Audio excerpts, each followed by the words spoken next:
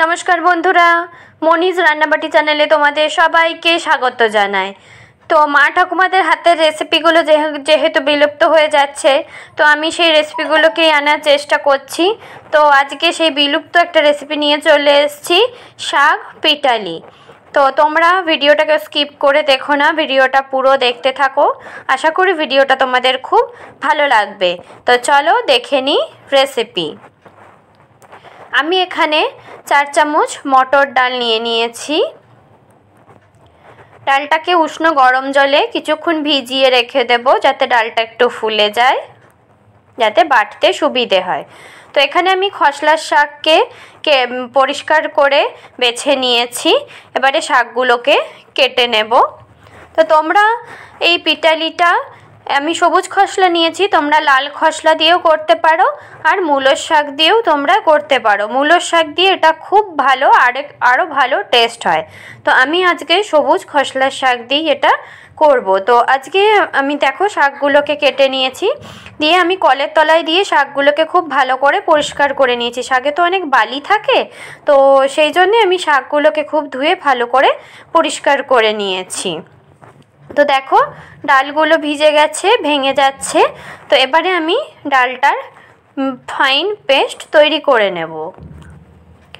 तो देखो डालटार पेस्ट तैरी हये गेছে, एकटू पातला करे करबे पेस्टटा। तो एबारे आमी कड़ाई बसिए दिएछि, कड़ाई शाकगुलो दिए दिलाम, दिए एकटूखानी नुनও दिए दिलाम जाते शाक थेके जलटा बेरिये आसे, शाकगुलो एकटू नरम हये जाए। तो देखो एकटू नाड़लेই শাকগুলো দেখতেই পাচ্ছ তোমরা, শাক থেকে জলটাও বেরিয়ে এসছে আর শাকগুলো খুব নরম হয়ে সেদ্ধ হয়ে গেছে। তো এবারে আমি শাকগুলোকে নাবিয়ে নেব। তো দেখো কতটা জল বেরিয়েছে শাক থেকে।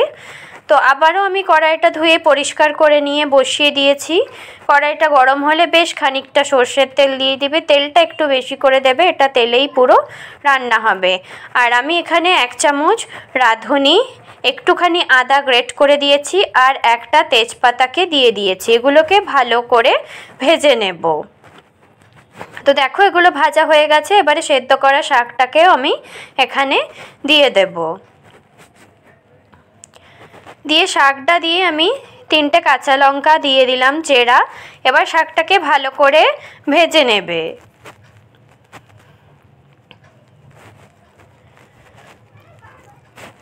তো দেখো শাকটা মোটামুটি ভাজা হচ্ছে।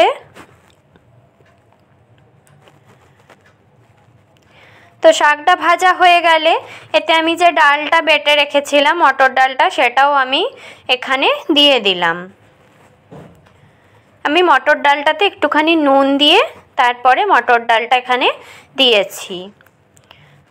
তো দেখো আমি নেড়ে নিচ্ছি খুব ভালো করে, হাত একদমই ছাড়বে না, কন্টিনিউ এটাকে নাড়তে থাকবে, না হলে নিচে ধরে যাওয়ার চান্স থাকবে।